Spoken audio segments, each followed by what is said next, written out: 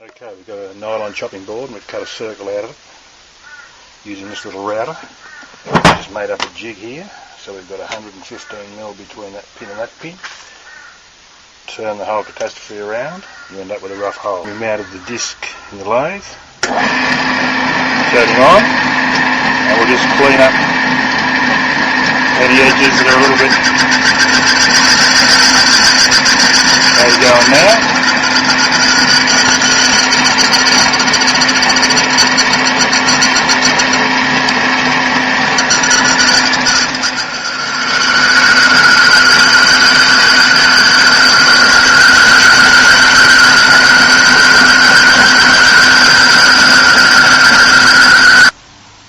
So there's our chopping board turned down mounted on the flywheel. Rubber coupling to take up any vibration. A couple of dummy bolts just to see if it all fits together. Plug back, there's our universal joint.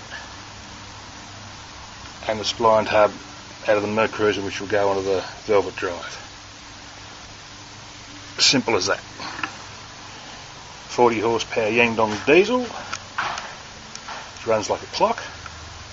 That's going to replace our stinking rotten mercruiser. It costs heaps of money in fuel, maintenance, and went bang.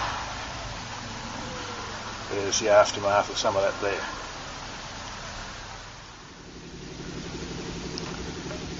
Well, that's a sad and sorry sight, isn't it? Big block Chev or mercruiser has seen better days. We're about to lift her out and replace her with a.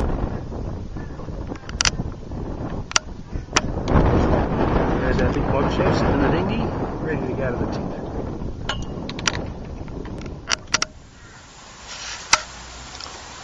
There appears to be some excess metal in the sump of this big block Chevy. You can see that piston's totally disintegrated and there's just bits of crap everywhere. That might explain the mess. So there she is with the first coat of paint. Give it another coat of nice white enamel tomorrow, and then we can put the new motor in. How exciting. Okay, here's our exhaust riser. We got some exhaust flanges which happen to be the same as the Yangdong diesel from a local exhaust shop. Bit of 1.5 pipe,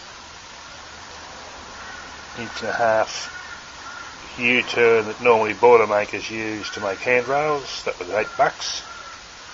And a 45 here, another $6 or $8. Another piece of pipe, so that will become our riser. Okay, there's a homemade riser.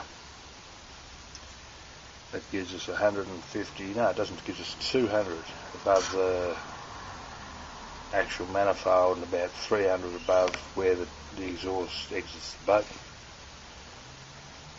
We've hooked up mercruiser heat exchanger, everything works there, and made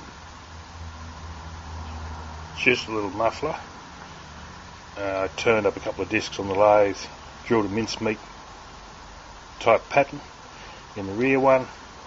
At the front, as you can see, 2 holes, one for the water in, one for the exhaust in. That just fits like so, and I'll clamp that into position.